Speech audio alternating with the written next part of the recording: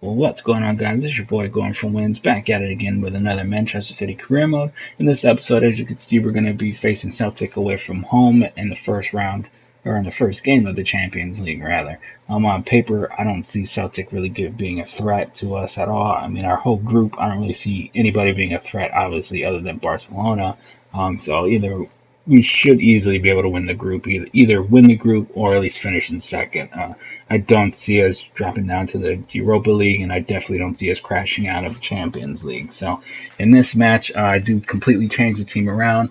Since we did have our last game against Manchester United, I bring in a much younger team, just players that, as I always say before, that aren't really going to play that much during the regular campaign. And like I said, on paper, Celtic really shouldn't be an issue for us at all. So at the top, I actually run with Gabriel Jesus and Iheanacho both up top. I just figure why not try to do something different.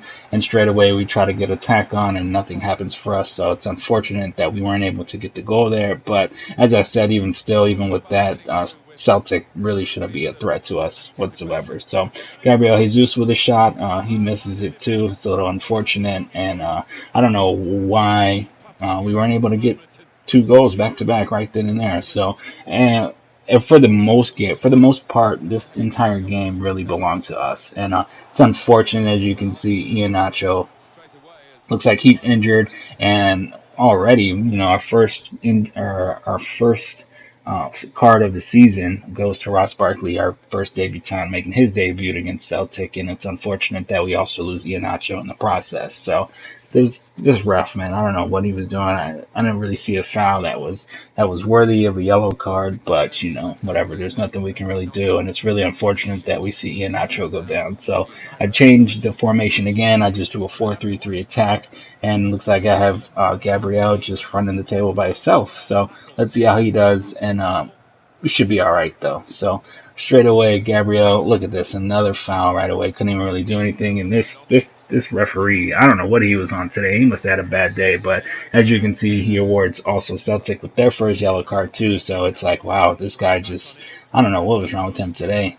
And then again, we just get another foul right away. And look at this, the referee goes not straight to a red, but goes for a second yellow. And I didn't really see anything that was worthy of a red card. Not in that. I mean, I could see that it was a foul, but not to get a red card. So really, it's unfortunate for Celtic that now they are down to 10 men so early in the game. So that should just even further prove that we should be able to dominate this game whatsoever. So even after 23 minutes, we're still tied 0-0, but Celtic is playing with 10 men, so that I still don't think they can handle us whatsoever. So Sterling on the attack now, and unfortunately for him, just like in real life, he just fumbles and messes up the play. So he had a good attack, but it's unfortunate he wasn't able to finish because I don't know.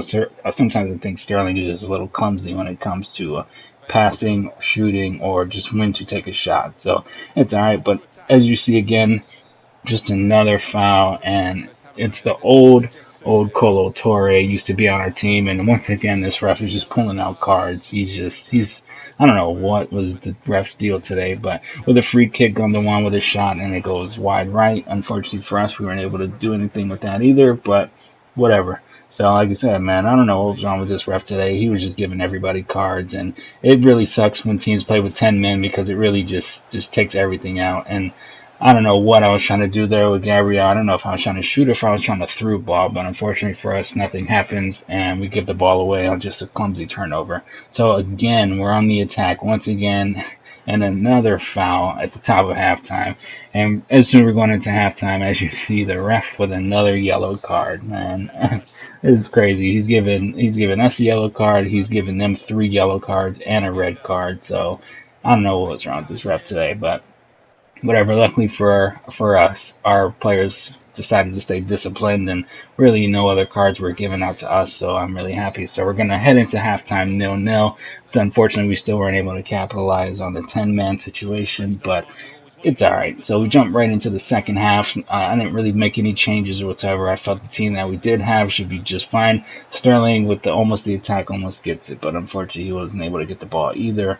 And Gundogan with the ball passes it to Felipe Anderson. Felipe Anderson drops back, passes it to Ross Barkley. Barkley back to Felipe. Fabian Delph to Gabriel Jesus, and Jesus with the weak shot, or the weak foot shot, obviously doesn't really fall for him. So we're gonna have to definitely fix that. I want him to be a complete striker, so we're gonna definitely be putting on training and working on that weak shot. So we'll see. And as you can see here, we're still doing pretty well. Gabriel Jesus passes it to Sterling. Sterling once again of the breakaway, and finally he breaks the duck with the first goal of the game in the 53rd minute. We take the lead 0-1 over Celtic, and it's really all she wrote. Pretty much the second half really belonged to us. We just really found our footing, and we just dominated. So Felipe Anderson with a breakaway of his own thing. Hopefully he's able to do something with it. He drops it in, and he passes it, and it's off the bar, and unfortunately we weren't able to go 2-0 up. So luckily we get a nice corner. Corner doesn't really result in anything. Gundogan with a cross right back in. Nothing really happens or nothing falls for us. So unfortunately for us, we weren't able to do anything. But as I said, man, this second half really belonged to us, and we were definitely taking advantage of this 10-man situation. But still, unfortunately, Fabian Delph wasn't able to make anything come from that pass either. So I don't know. It was a pretty easy game.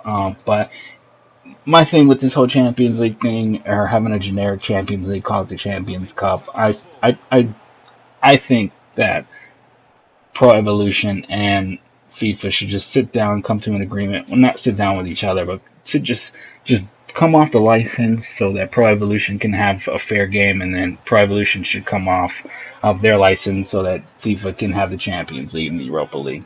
But as you can see here, we go up by 2. Fabian Delph with a nice shot. It looks like Raheem Sterling with the assist. So we go up 0-2, and it's all she wrote, really. I mean, Celtic, I'm pretty sure they just checked out. Once they realized that there was just no coming back. Even if they had a full 11 on 11, they still probably wouldn't be able to challenge us. But we'll see them again at the Etihad, and we'll see what they'll be able to do. But still, like I said, this Champions League group stage, we should easily be able to move on to the next stage with no problem. So John Joe Shelby does come in. I believe I brought him in for either Fabian Delph or somebody. I'm not too sure. I was a little worried about Fabian because he had the little Band-Aid on him, so I didn't want to lose any more body. So he also is making his debut in this game as well. So doing pretty well. And I did start Claudio Bravo. I still don't like the guy. I don't really think he's a good goalkeeper, but, whatever. So, as you can see here, I didn't take it out. I got Fabian Delph still in the game, so whatever. But Fabian Delph for the attack, and unfortunately he wasn't able to complete a second brace for him. So, at least we get a corner kick, so we take the corner. Nothing comes of that. So, still unfortunate that we weren't able to really just take over the game like we wanted to, but we're still doing pretty well, so I can't really complain. Looks like we're still going to walk out of here with 3 points and go on top of the group, hopefully. I don't know what Barcelona's score is, so right now we're doing pretty well. So, Gabriel Jesus with a shot on goal, and look at this kid, man. I'm so excited for this kid. It was really good that he was able to get a full 90 minutes in the game today against Crystal Palace, and he's definitely I would say that Guardiola is building for the future. He's definitely all the young kids that we have. I mean, he's definitely building for the future. When Sergio moves on, when Yaya moves on, when Silva moves on, we have definitely young players that'll be able to take their space, no problem. So the future is definitely looking bright for Manchester United, sorry.